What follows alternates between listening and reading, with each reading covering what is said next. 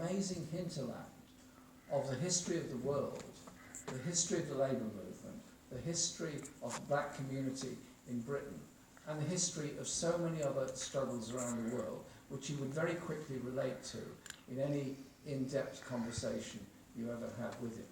But he would always relate it in terms of activism within the community and how we could get together to change things. And I learned so much from Narendra. From the attempts of the National Front to march to Wood Green in 1977, we were all there doing our best to stop them marching through. I can remember to this day getting a call the day before that big demonstration. I was one of the organisers, along with Bernie and others, of that demonstration, saying, you've got to call this thing off. It's not good for us. It's damaging the image of the Labour Party. You shouldn't be involved in this kind of street activity. It's not what we should be doing.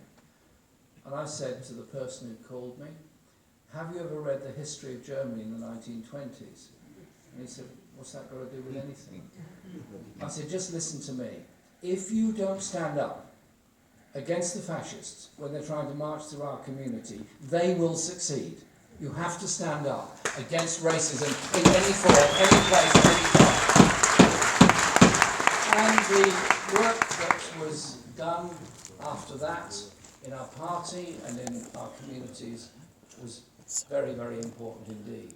And I do remember that day in Turnpike Lane in 1981, when there was all kinds of mayhem going on all around us. I was there on Turnpike Lane with Bernie, and then Narendra appeared, goodness knows from where, but he appeared from somewhere. And at that point, Bernie and I took him on one side and said, Narendra, you've got to be a councillor, you've got to be a representative, you've got to come forward into the front line. He said, no, that's not me.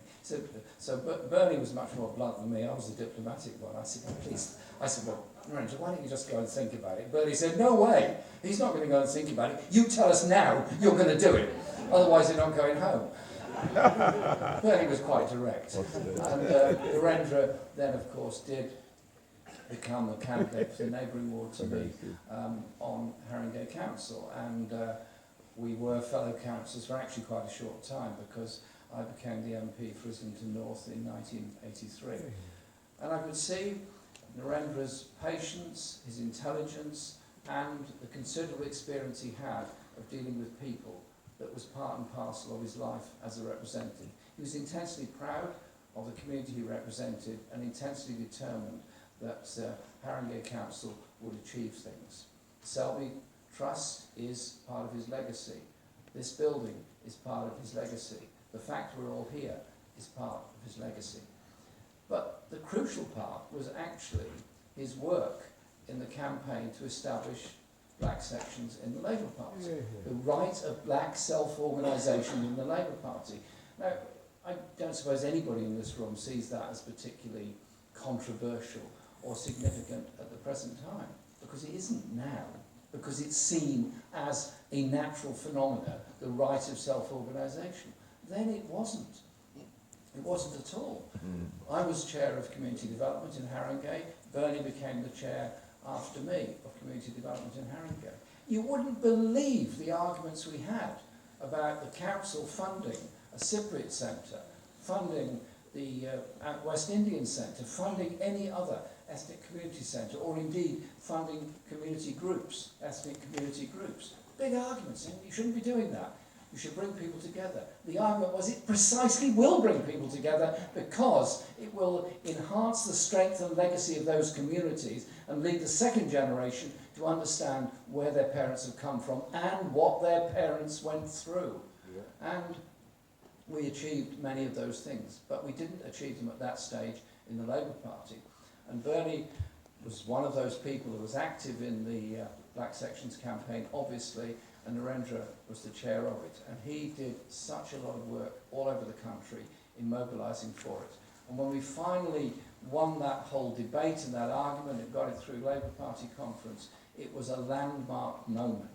And when the first 4 black MPs were elected in 1987, Diane, Keith, Bernie and Paul, what an incredible day that was. And I agree absolutely. Narendra should have been the 5th one, because Narendra was somebody that could and did make a massive contribution to politics in Haringey and the politics of the community all over the country, he would also have made such a massive mark in Parliament. But he made his contribution in so many other ways, and I think Seema put it so beautifully when she said that what Narendra did was campaign to burst open the doors that others may follow, and he stood there to hold that door open that others might walk through it.